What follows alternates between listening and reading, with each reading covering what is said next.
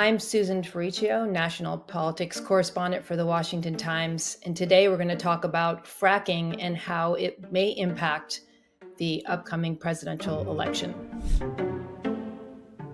It is a method of extracting oil and natural gas using injecting liquid into the bedrock to blast open the rock and extract energy.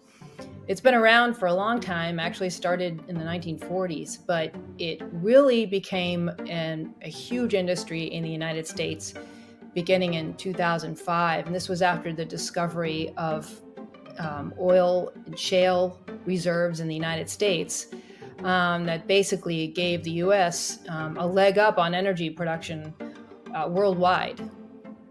But it's been controversial. Some people believe there are dangers associated with it, although proponents of fracking say that those threats are minimal or non-existent. So there's a real debate over the safety of fracking. And it's also controversial because it extracts fossil fuels. And in the United States, there's a pretty big push by some groups and politicians to end the use of fossil fuels.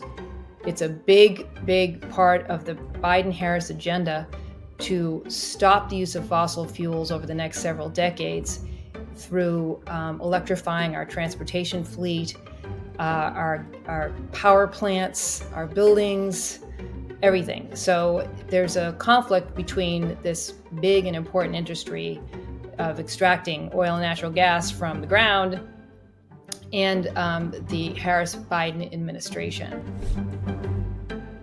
Fracking is a big industry in a number of states. Texas and Pennsylvania are the top two.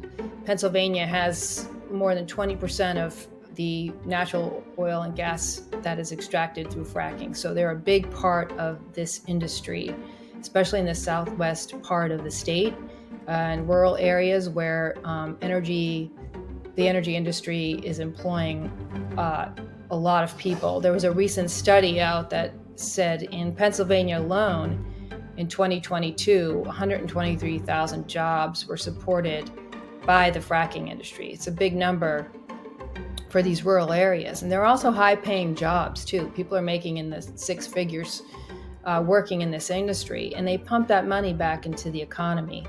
So fracking is hugely important for the voters of Pennsylvania.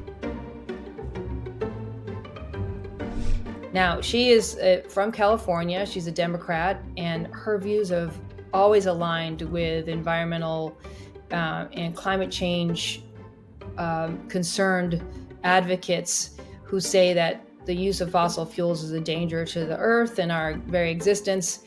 And she has associated her views with them and has in the past said that she thinks fracking should stop. And when she ran for president in 2019, she said that if she was elected president, that she would ban fracking.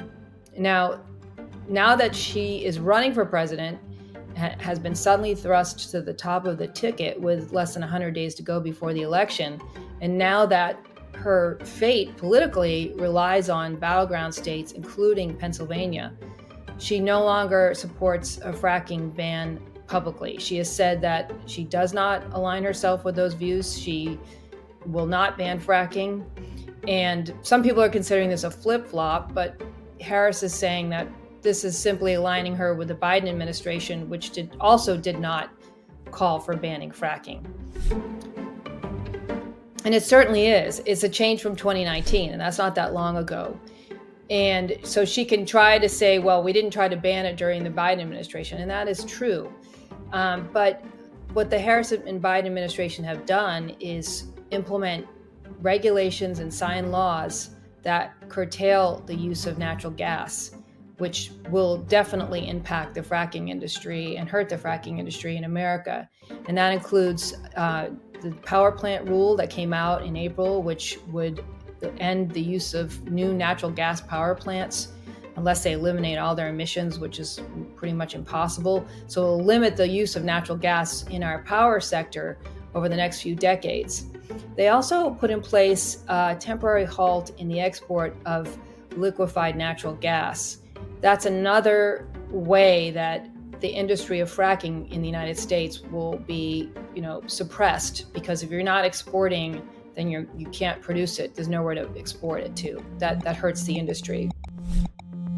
It's one of 7 swing states. Most of the 50 states, it can be predicted which candidate they're going to vote for. They're considered either red, meaning they'll vote for a Republican, or blue, they're more likely to vote for a Democrat. There are 7 states that are considered swing states, meaning they could swing either way, and have done so in the past few elections. They've gone back and forth. We also call them battleground states.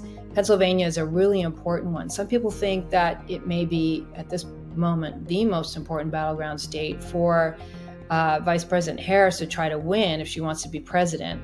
It has 19 electoral votes, and it is among the states that she would need to have to get to 270 electoral votes. And in order to become president, you need 270 electoral votes. Once you cross that threshold, you win and the other candidate loses. So Pennsylvania, for her, is considered a big, important state, because there are other states that may be out of reach in that battleground state alignment. Pennsylvania is one that she needs. It's not clear whether she'll get it. She can sell herself to voters there, given her record on energy and some other issues as well. It possibly could help her. Pollsters in Pennsylvania say that the voters will more likely look at her overall record.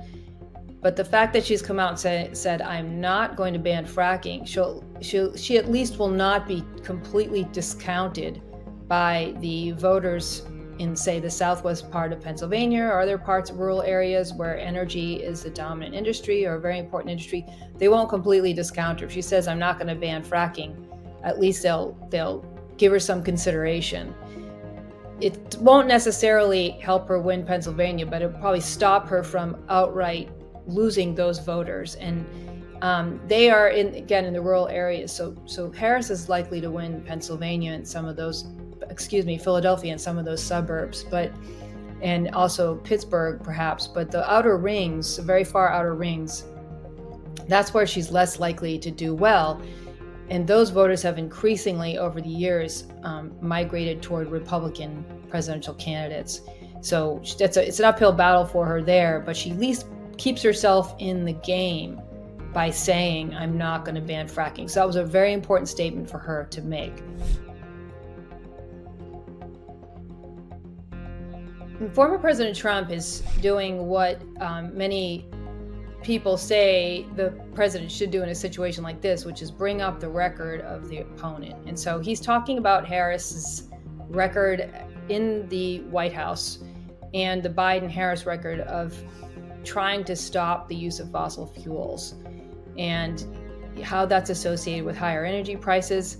And also he's been talking about her flip-flopping. For example, he'll say, well, she said, I'm going to ban fracking.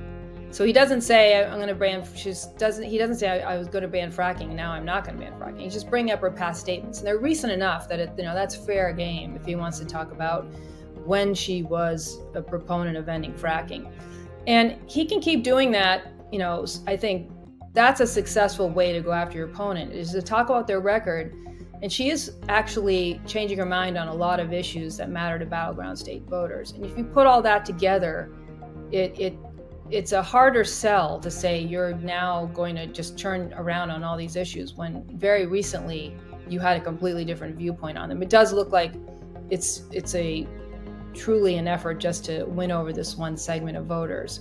And that's how President Trump is trying to talk about it, as Kamala Harris flip-flopping and that she can't be trusted on the issue, but also looking at how the Biden-Harris administration has treated the energy industry over the past 3.5 years, explicitly moving to end fossil fuels, which of course we know is going to play a huge role in the natural gas industry in the United States.